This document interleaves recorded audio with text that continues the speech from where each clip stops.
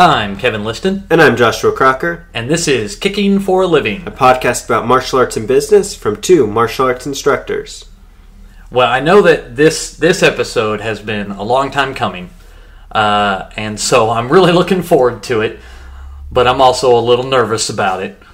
Just kind of the subject of what we're going to be talking about, and that is katas and forms, and how they apply to martial arts. Should they apply? Is it new? Is it all da-da-da-da-da-da? So, it was about a year ago that I asked to sit down if you have lunch one day to kind of talk about curriculum and kata and a lot of things, and kind of debate kata and where it has a place in our dojo. And it was a really bad lunch. Like, we walked away, bruises and black eyes, food covering our clothes, just from how heated the argument got. Yeah, we're not allowed back in that restaurant. I'm not allowed to say the name of this restaurant for legal purposes. Kidding. Obviously, we're kidding. But it was... we can go back to the restaurant. Everything else is true. But yeah, I remember that lunch because up until that point, there was a little bit of a disagreement amongst us, less so, but just some of the black belts about what the purpose of kata was, and is it good, is it bad, how much value should be placed on it. So this conversation was kind of deciding where that might go and if we were going to kind of shift our focus on kata in the future. Well, and I think this came about, so a little backstory here, in that a lot of martial arts schools, especially since MMA and the UFC, have been in a similar boat. Traditional schools that did their katas and forms, their patterns that you would see like at a competition, and then some schools started doing away with that. And this is a fairly recent trend that has been going on among a lot of martial arts schools.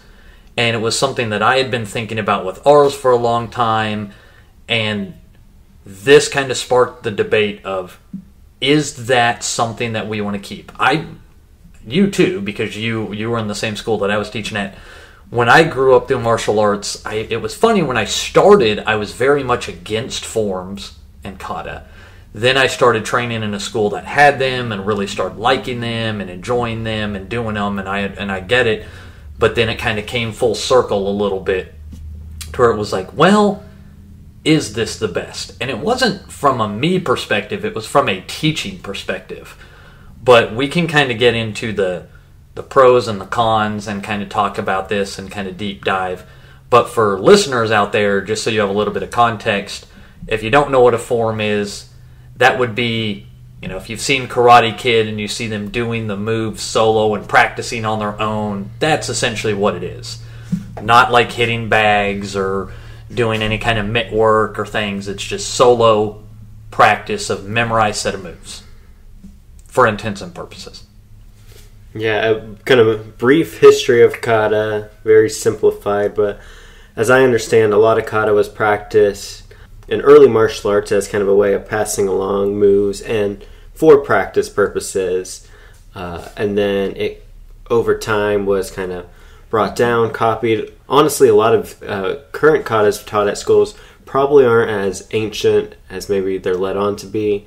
A lot of current kata systems are a lot newer developed, and they'll be named after either people or different things.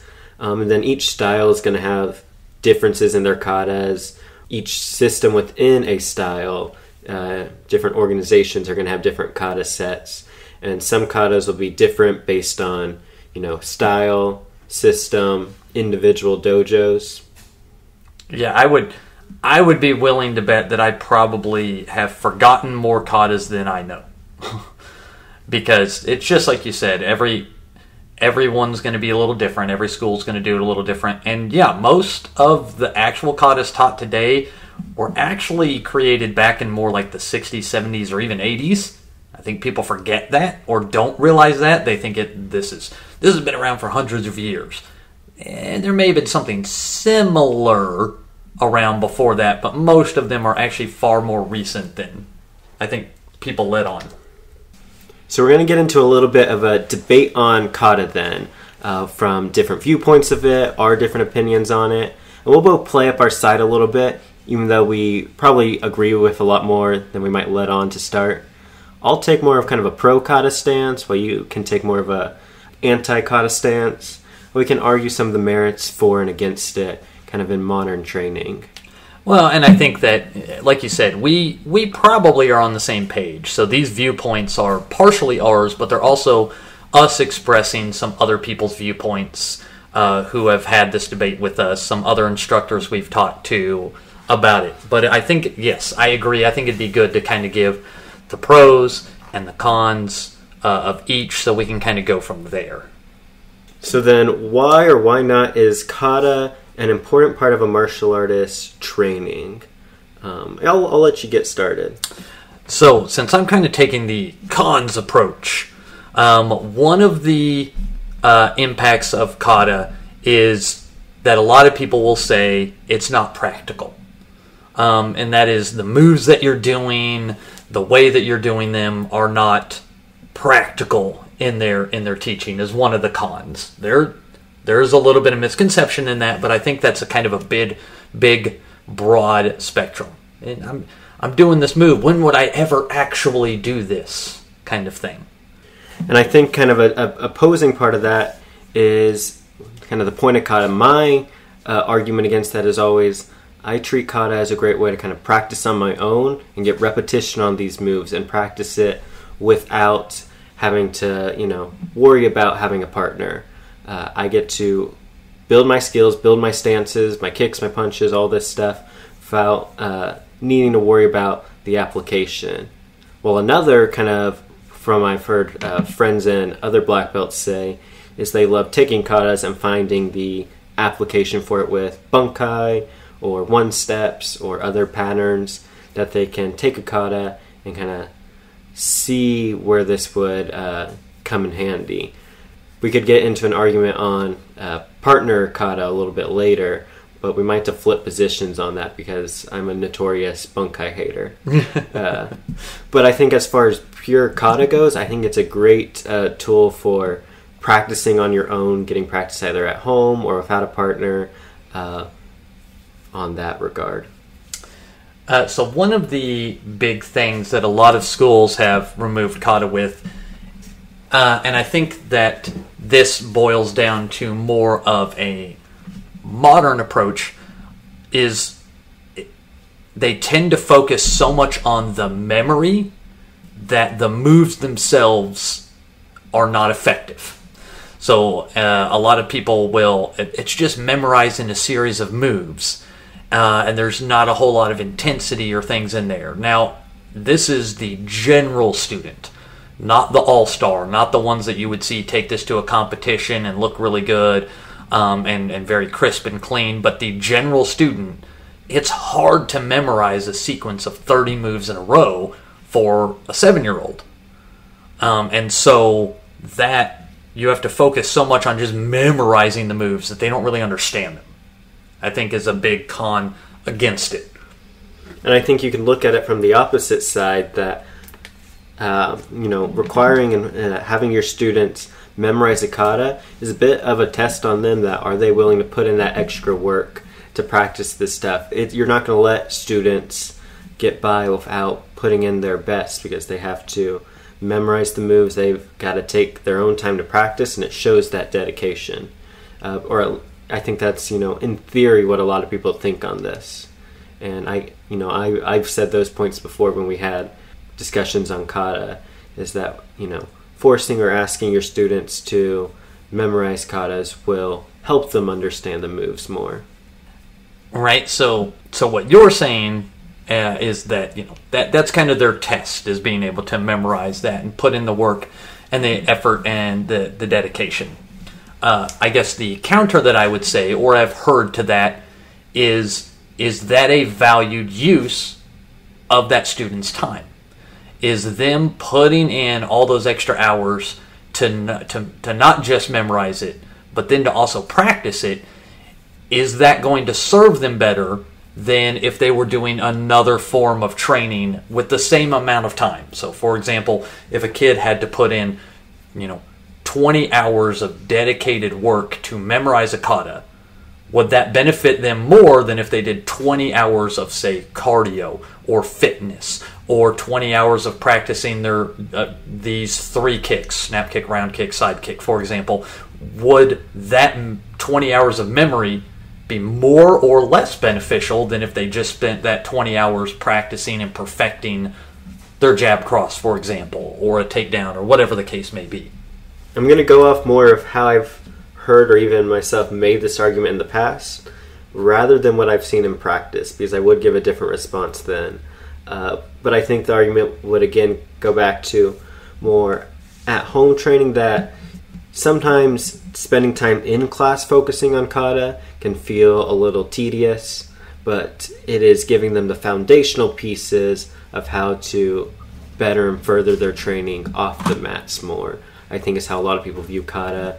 And you can even see a bit of the past of kata in that as well. Of it was kind of always a tool designed for memorization and, you know, copying the moves over time. So one of the, I guess, cons that I've heard with kata, or I've noticed, is building bad habits. And I'm going to be very specific on this one. What is the one thing that we always tell our kids in sparring? Keep your hands up. When you're doing most of these, quote, you can't see my fingers, but traditional katas, where do your hands go? To your hip, to your belt, down low. Is this building a bad habit that when they get into sparring, their hands are always down, and then we're arguing, oh, you got to keep your hands up. But I just spent the last, however many hours practicing my hand back to my belt. Does this build a bad habit for sparring or even real-world self-defense or application? I could also give maybe the opposite, that some of the good habits it builds, like posture and stances. I've been working on some I've been working on some moves with some students that require them to kind of have a good base. And for students who have done kata before, they have a quick reference to what that base is supposed to look like, that stance. But for another student who maybe hasn't done as much kata, they're not going to understand that stance as well. So you could say that it does build some of those habits up as well. And I also can sometimes give a little bit more of a modern view of kata, that I'm fine with, doing kata with your hands up. A little bit more of a fighting style kata has been another thing I've talked about before, that you don't need to do all your kata hands by your hips. You can do a kata with your hands up as well. So that brings up another good point of one of the, I guess, to counter that, is that breaking tradition. A lot of times people, that's tradition. There is this element of kata is tradition. Should some of that be tradition? Times change. The way things work change. People change. Should those elements in a kata be open to change? A lot of times a big con is a lot of martial arts and traditional are so unwilling to change that they wouldn't allow a kata with your hands up. They would, maybe score it low in a competition, or the instructor would be like, no, this is where your hand goes. And so I think that is a big con against it, is that when someone's so unwilling to change the way they do something for other reasons that have been stated, it might build bad habits or things of that nature. And this is where I have to be careful with my response, because otherwise it's going to all fall apart. Because I'm also very much against a lot of traditionalism, especially martial arts. So I do agree that, having too much of a traditional mindset when it comes to martial arts is not usually beneficial for a lot of people, especially if you are teaching more younger students, kids.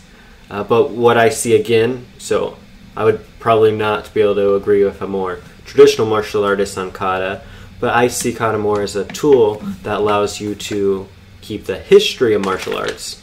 And I think that's big for me. I want to keep the history and past of martial arts, but that doesn't mean it has to be so tied to that tradition that you can't move forward. Because I think, as with many things, it should be evolving and progressing with time.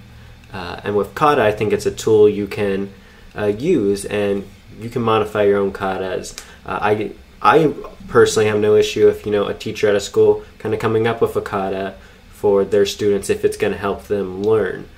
But you can also balance that if you are going to be more of a competition school, that you probably want to do katas that are part of a known system, because that's going to give you more of that name recognition and people know what to expect from that kata. So it kind of goes back to what you're hoping to get out of it as well. But I have no issue, and we've been doing this since we opened, modifying, changing katas to fit what our program and school has to offer. So that would bring up another... This one is more of a con in, I guess, the way it's approached, since we're kind of on that topic. And that is, are katas, have they developed, I won't say they were, because I don't think this is what they were intended, but have they developed into a little bit more of a show, or a little bit too much of the flash and the flare? When you see these videos of people doing a kata and they spend half of it screaming, that I can get that. Like, was that actually part of the kata? No, I really don't think that when the kata was designed, this person sat down and said, at this point you scream for 10 seconds. But over time, because of competition and it draws attention to the move, has the essence of a kata been lost in favor of, well, this looks better, or this started scoring higher in a competition, or, oh, look at how deep and low they are. That's an impressive feat, but is that practical?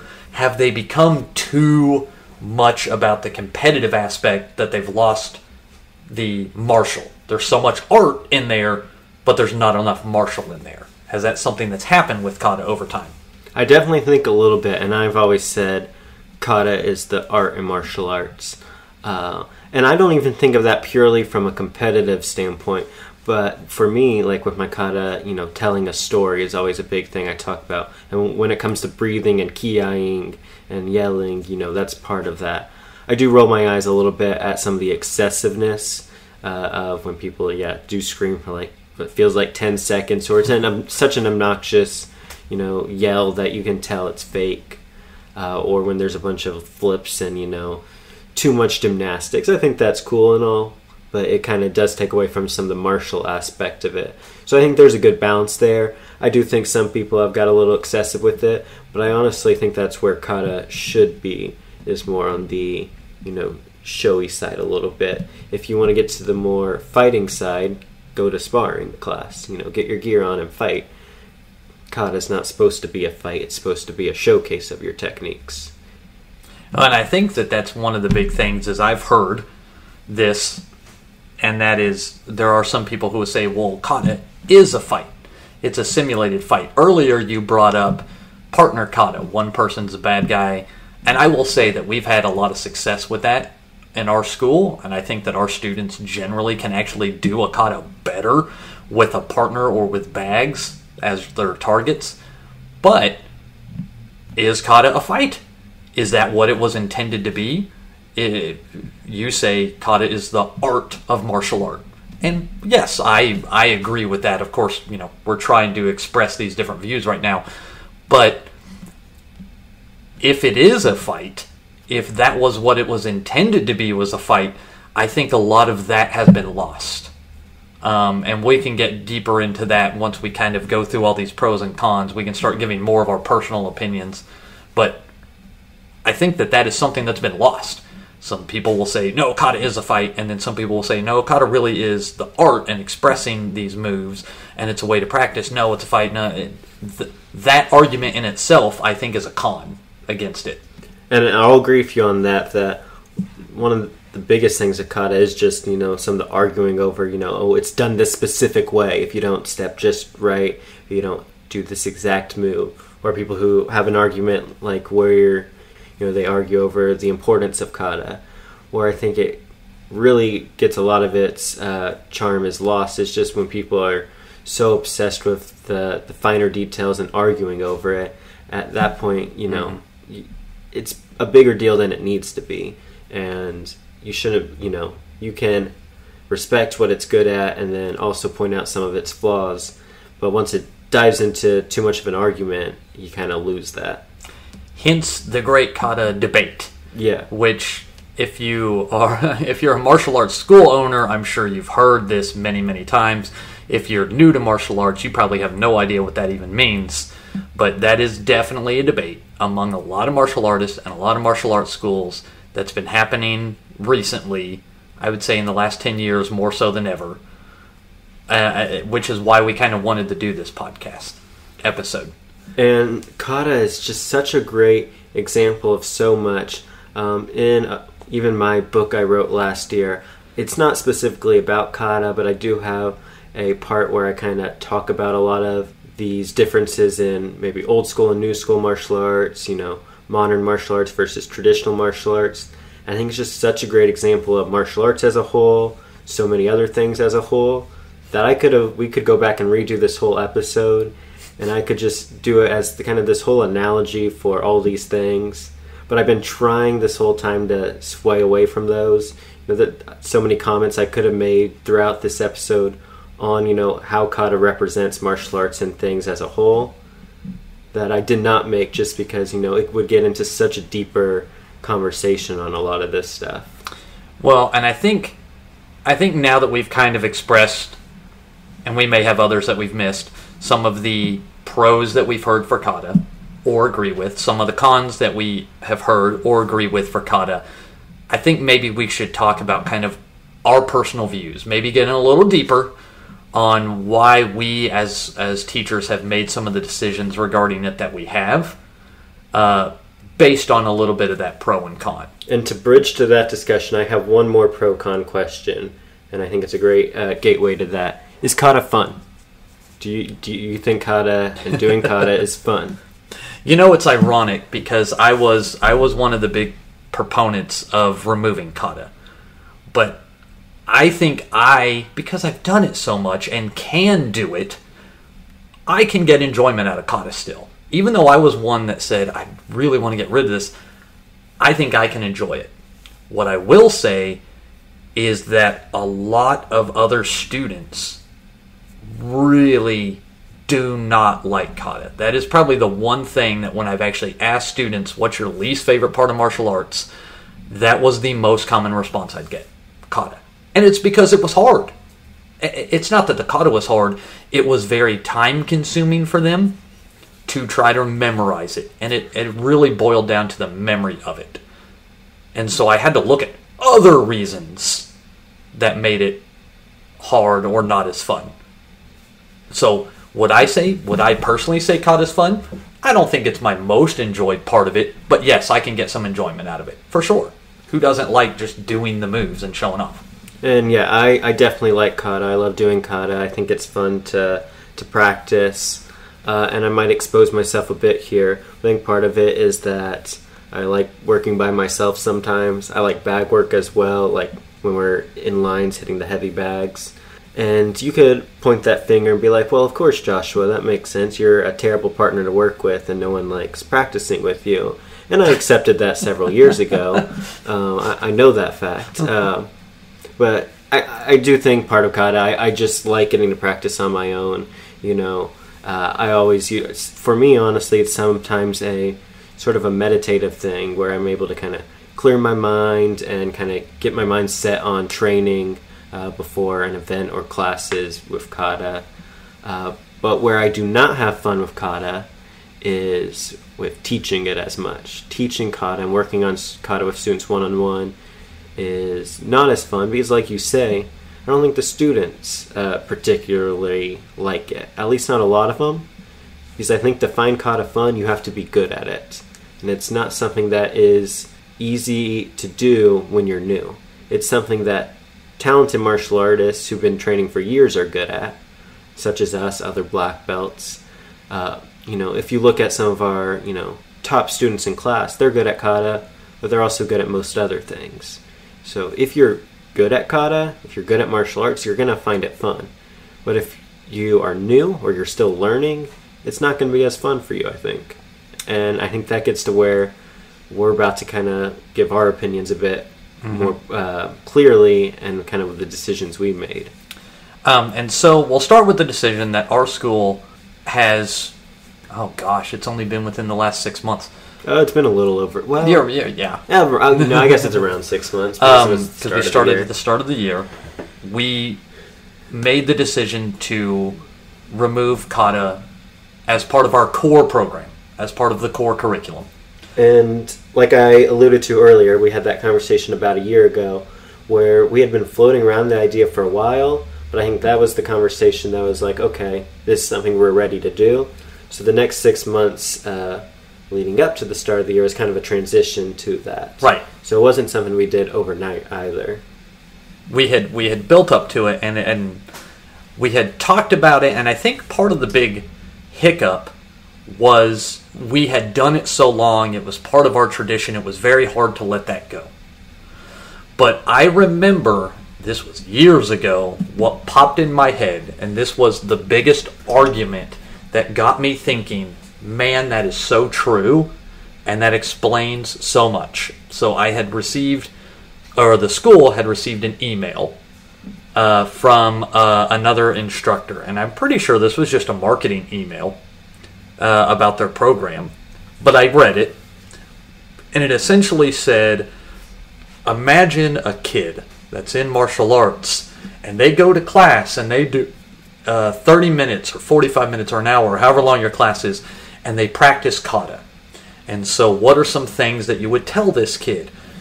Get your feet wider, put all your weight towards this leg, get that good posture, have your chin up, shoulders down and back, have your hands pulled to your hip, square yourself off in this stance, punch straight here, with your shoulders squared away, make sure that your head stays in one level the whole time you're doing this kata, da-da-da-da-da. And then that class ends and they say, okay, now get your sparring gear on. What are you going to tell that kid?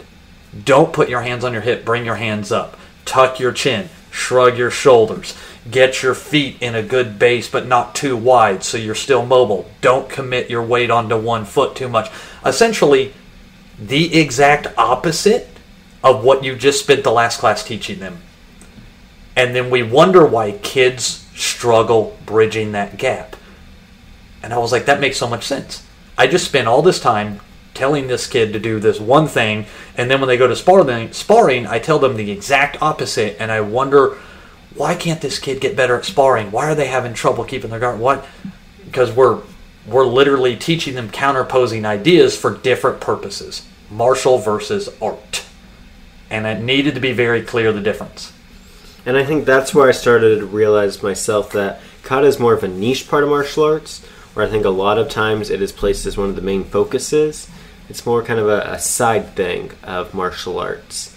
And when you look at maybe the in-between of that, I bring up earlier, bunkai, combatives, one-steps, whatever you call them, partner kata work.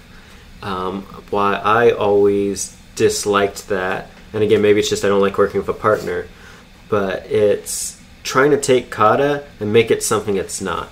And I felt like, people are always making these stretches to connect the dots between kata and fighting, and it always felt so forced, and it was one of my least favorite things to learn in class. As if we were doing a black belt class and we were talking about kata, well, I was engaged. I wanted to learn the new katas and show off, do my best. When it got to the bunkai part of it, even if I didn't want to admit it, I kind of, zoned out a little bit. I just had no interest in that because it was trying to take kata, it's frankly a niche part of martial arts at this point, and make it into fighting. If we're going to do fighting, get your gear on and let's fight, but let's stop wasting our time on this weird in-between.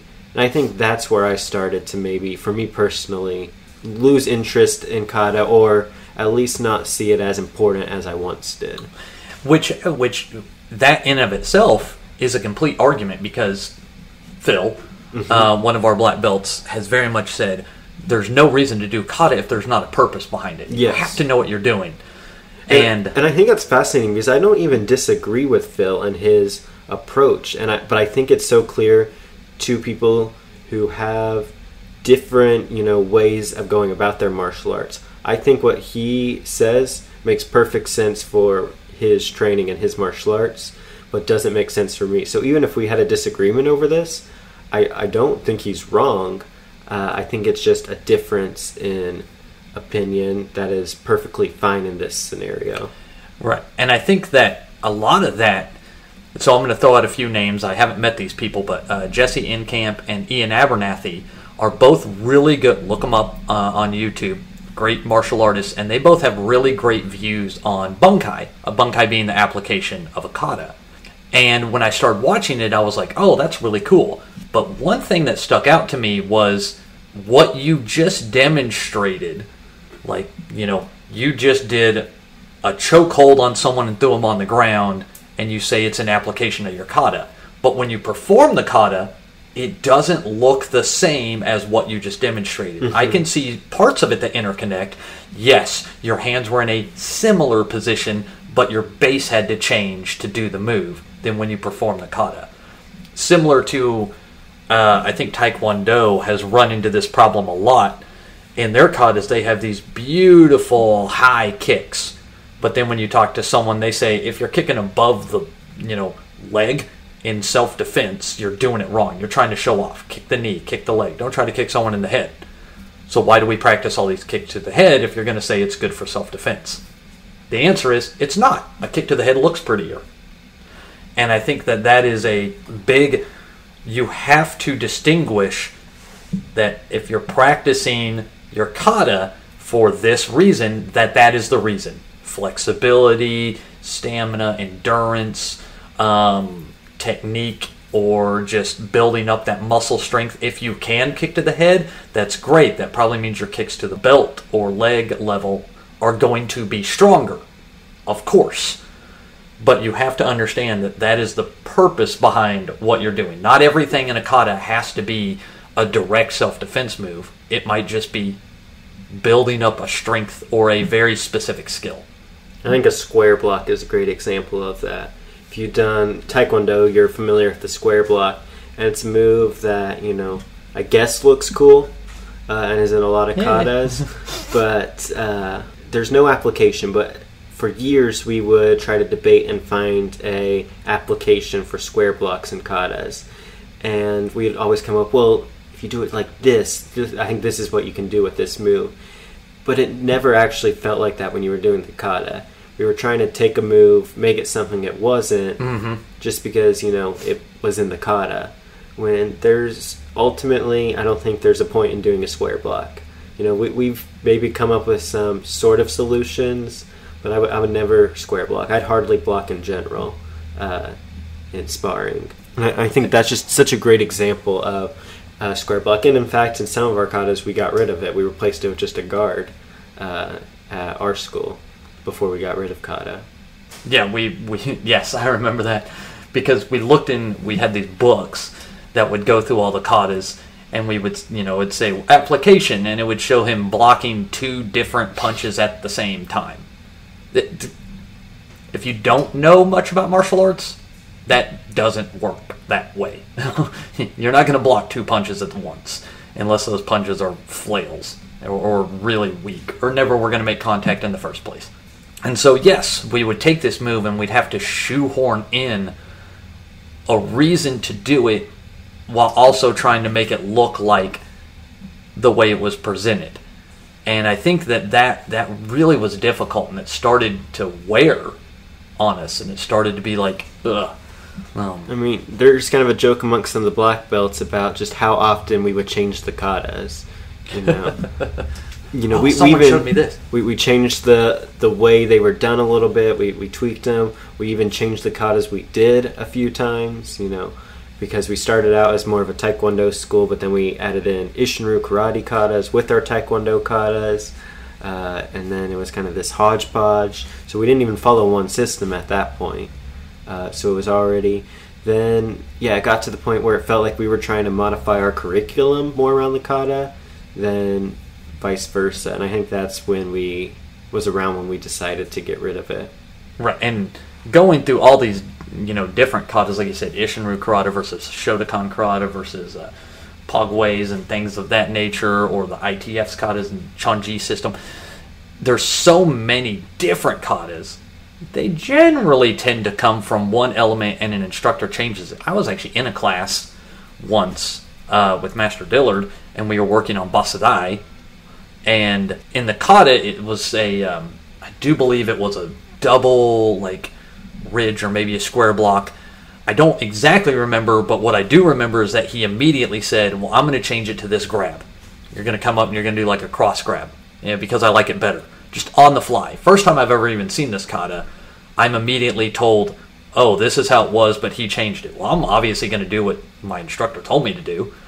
And it's so, katas change all the time like that. And so that brings back that traditional element. A lot of times people are like, well, it's part of the tradition. I think the history, like you said, is neat, knowing the history of it, but you can't say it's tradition when literally katas will change from one instructor to their student to their student. I mean, it's only 3 generations, and I guarantee that kata's changed 4 or 5 times. Yeah. I think, I was given this whole argument on a lot of kata and it being kind of the art of martial arts and everything, and some of the uses. And earlier I was talking a lot about how it's great for training by yourself, one-on-one. And these were a lot of points I made last year, because there was a point where, maybe we had an idea to keep kata around, just put less of an emphasis on it, have less kata, make it more of a side thing. So I made some of these arguments to you, but now with it being a year since we met, and getting to see students kind of the last year without as much focus on kata, I can go back to those arguments that I made just a few minutes ago, and I don't agree with them anymore, because I've seen students go through their testing, and one worry I had was without kata, they wouldn't take their test as seriously, and they wouldn't be as prepared for the next level. That is not the case. The students at the next level are looking better, quicker, faster than they used to.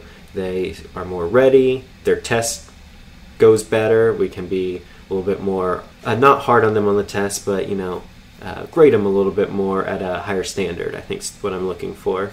And these new kind of orange belts and green belts look better than students I've seen in intermediate in the past who have done a lot of kata. Well, and I think that goes back to that was one of the arguments that I made that I do agree with. I actually can go into some pros of kata and tell you some of the good things, but one of the things that I said was, because this was my argument, could the time I'm spending on a student to get them to memorize this kata be better spent teaching them just how to do a better punch or kick? And the answer was yes. And again, we're not talking about an all-star. We're not talking about the most dedicated student that wants to go out, but we're talking about the average. I do this twice a week. Come in, I do my class. At this point, it's a hobby for me. Will this kid ever get to black belt? Probably not. They're just kind of doing it. And if I'm going to take that kid and try to teach them enough that they can stay safe, spending hours and hours and hours trying to get them to just memorize a series of moves is not going to actually keep them safe. As, you know what, I'm going to simply make your defense against someone headlocking you better. I'm going to make your reaction time better if some kid tries to shove you on the playground. I'm going to have you get a better, just practicing those specific scenarios. I can get more in depth, and the kid doesn't have to memorize as much. Now, we have a funny thing for like headlocks: breathe, face, base, space, escape. If a kid practices that on their own as a headlock defense in the comfort of their own home, that's a kata. Mm-hmm. But we don't call it that. It's shorter. It's very focused on one thing. And I think that, like you said, that's where we can hold them to a little higher standard, because they don't have to worry so much about, am I turning the correct way? Am I stepping with the right foot? It now becomes, you want to step with this foot for this reason, or do you have your base afterwards, or are you reacting to it, or are you conscious of what's going on? And I think that gets to a little bit of what we replaced kata with, specifically looking at the intermediate and advanced and higher level classes, of kind of the combo flow, where we're able to take moves like get out of a headlock, do this takedown, do these strikes, and you can tell a student what to do and give them a smaller combo than a kata, what would essentially be a sequence of a kata, and they can do it because they are familiar with the moves. I will say there's still been some mixed results with this. There are challenges with students doing combo flow because it does come down to your good students are going to know what to do. They're going to understand. And your students who are still learning, still struggling, it's not going to be great right away. And that's not to say they won't get it eventually. Everyone has a different learning curve. But there's still some problems with that. But I think overall you get to see some of the pros of kata in a more fighting and martial arts sense because they're actually engaging with a partner. They're actually using moves that would help them in self-defense or sparring class. And it's not this separate thing. Yeah, I think that, just like you said, some students, when we're doing a flow, for example, they're going to come at you with this, a jab and a cross. You're going to slip, bob and weave under. You're going to give them a strike. You're going to take the back clinch. You're going to take them down to the ground, get on mount control. That's your flow. What would happen to a student sometimes is they would pause. They'd be like, okay, I slip and I bob and weave. Now what do? They pause. Okay, you got to do this. Oh, okay, I take them down. Then what do? They pause. And this breaks the flow. And I think this is what you were talking about. However, when that same exact pause was happening in a kata, then I'm now spending so much time trying to, okay, here's what you do in this kata, here's what you do, here's what you do. But at the end of the day, I'm just trying to get them to flow versus this sequence of moves against a very real someone trying to punch you and this reacting to it, grabbing them, throwing them on the ground. In a kata, you wouldn't throw them on the ground. You might, okay, I'm going to kick and do this. There was that disconnect. These are two, they feel very separate because kata, it was hard to come, like you said, those very real world scenarios on some of these moves. Like a square block. I just did this. What do? Well, I'll do a square block. Why? What are you square blocking? What is the purpose of this? Versus, okay, well, they're grabbing you, so do this move. And I think that putting that in more of that real world scenario helps the students get more real world training for if someone is grabbing them or pushing them that they wouldn't always connect the dots with on a kata. Even if it was there, they wouldn't always connect the dot. And I think that's where I've really seen the success. Even if students there's been some up and down parts with the combo flows in class. When they get to free sparring or fight sim drills or sparring drills, they seem to be connecting the dots a lot better. So just kind of on their own. So when you give them that chance to take what they know and you ask them, okay, now make it flow in your sparring, where you kind of give them the reins. You don't tell them what exactly to do. You just remind them of the tools they have, the skills they've learned, and then kind of let them figure out how to put it together. They're starting to figure out how to connect things better because of that.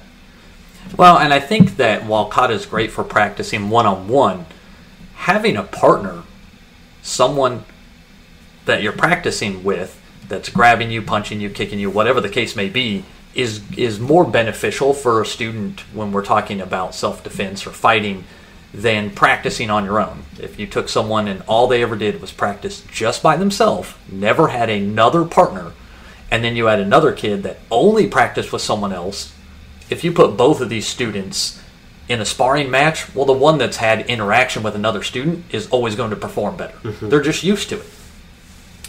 There are some pros, however, that I will get to with kata, but I think you had something to say real quick. I was just going to say, I see that a little bit in even some of the high ranks with kind of their fighting. This is a different topic, but just talking about giving students more tools for working against a partner and fighting more. I see how the students who get those earlier, it affects their fighting more. And when students are kind of given more that kata or very specific drills, they don't learn some of the same fighting skills as early as they should. And it does affect them later on because they've got to learn those things that these younger students learned right away. So it'll be interesting to see how that plays out. Well, and I think it's also interesting because Deb, who came on as a guest to one of our previous podcasts, was in a school, she learned katas, and she would say all the time, she's like, anytime I'd promote and rank, I'd learn the kata and memorize it as quickly as I possibly could so I could move on to the fun stuff. I don't think that that's the view that you're meant to have. Mm-hmm. I don't think that's the goal. And so when I hear her, who she's the highest, she's a 5th degree, she's been training for over 30 years, like, say that, I'm like, well, that shouldn't be the case. You shouldn't just have to do this then to move on to the fun stuff. One thing I will give kata is that it teaches a good base. And what I mean by base is literal where your feet are planted and how to plant yourself down so you don't get taken down, or you can take others down easier. That is of all the things in kata, that is the thing that I think has benefited the most, is having those big over-dramatic front stances.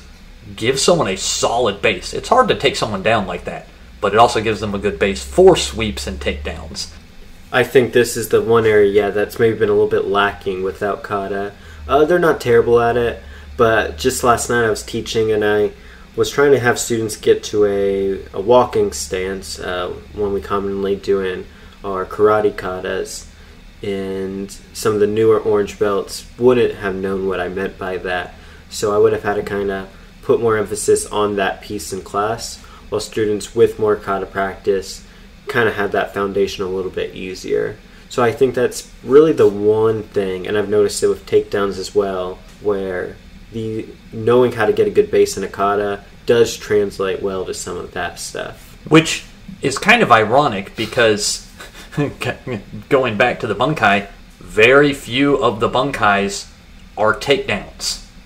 They have this perfect stance that you can use to take someone to the ground, but they don't do it. Instead, they get this big dramatic stance to punch. And when I started seeing that, I was like, I would never punch from this stance, but man, I would do like, I would set this up for like a leg sweep, or we call a modified hip toss, or something like that. Or if someone's trying to take me down, I could easily jump to a front stance, and they're going to have a hard time taking me down with that.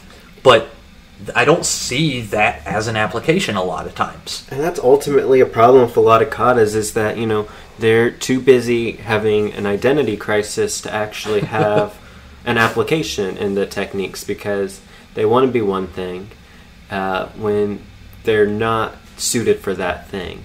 And I mean, this could be partly because kata is not even a thing you see in every style. A lot of the kata, at least the way we've been talking about it, is very much taekwondo, karate, kung fu based. This would be a different argument based on different styles. So someone who says kata is such an important part of the tradition of martial arts, well, that's not really true, because there's different martial arts. It might be an important part of the tradition of this style of martial arts, sure, but right. You can't say it is key to all martial arts. The only common thing all martial arts have is fighting, the martial part of it. And I mean, also, the techniques, the learning, the art is in there as well. But that doesn't automatically mean kata. That can mean all sorts of things. It brings up some good points, in that all these different katas from all these different styles. I remember going to a competition. It was taekwondo, but it was an open competition. And then these people that did kung fu came in, and every kata they took first place in. And I don't think their katas looked better. They looked different. We couldn't tell if they messed up on a move because we didn't know. Now, if we saw someone doing a taekwondo kata that we all practiced day in and day out, it was very clear if they did the incorrect move or didn't have a good stance. And then someone comes in and does a kung fu kata, for example, we don't know if they messed up. It looked good no matter what. And so they would always sweep. And then, talking to them, they'd be like, no, I did this move wrong, or I turned this way wrong. Well, we don't know that. And that's hard to judge like that.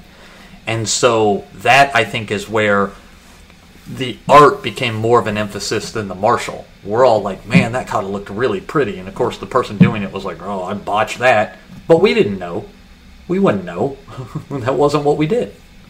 If I were to, keep kata in a way, I think I would keep it as very much a a specific path, kind of have it be one of our, path classes. We do here, if you're familiar with our different classes, you'll know what that means, but essentially a specific style a student can learn in by choice, or keep it as something students can learn as black belts, so it can be something they explore as high ranks. So let it be more of a side thing that those who want to explore kata can do and get the benefit from, but focus more of the rest of the training on building up students and keeping that consistent message on what you want to learn.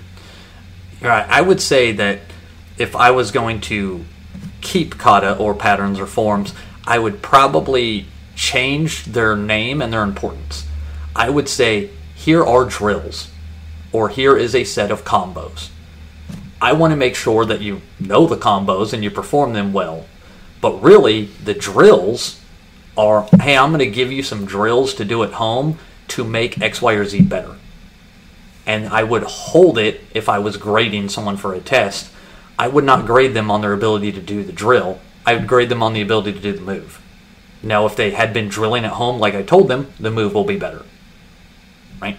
And I think that was the big thing when you're grading a kata. If we look at a kata as, hey, I'm going to give you this sequence of moves for training because I think it's going to make your footwork better. It's going to make your punches better. It's going to make your stances better. Grade them on the punch, the stance, and the footwork. Don't grade them on the series of moves that they should have been practicing at home. Because if they didn't practice, it will be very clear when they try to do those moves. If they did practice it, great. It will be very evident. They practiced, their moves look better. I'm not going to concern myself with the nuances of, is your hand down at your belt? Is your shoulders down? Is your chin up? Did you yell for the requisite 10 seconds or not? Like that in my opinion is irrelevant. To someone did this to you, were you able to defend yourself in an effective manner with the move that I showed you? Yes or no? There you go. I think I'll leave it with just this kind of little bit about Taekwondo.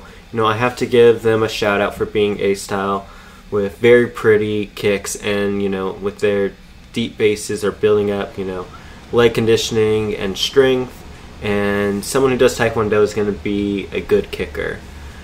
So why do they wait till their third kata to even add a kick in? Right? I was wondering if that's where you were going to go with that. It depends. It depends on the system. Sorry, in our system, third kata before they add in a kick. Does. The World Taekwondo Federation katas, a lot of the Pogways and the ITF katas. I'm going with that because those are easier to look up. Yeah, you don't really throw your first kick until quite a bit in, which if you compare that to a belt, and if all you did was kata, it means, I think we determined that if all you did was kata, then you wouldn't learn a round kick until brown belt. I think so, yeah. Maybe purple. Which I think just goes to show that modern discussion around kata can sometimes be a little bit nonsense, a little bit of a joke. It doesn't mean kata is a joke. Kata, like we went through this whole episode, there's a lot of great pros, but you got to know what kata is before you can be great at it.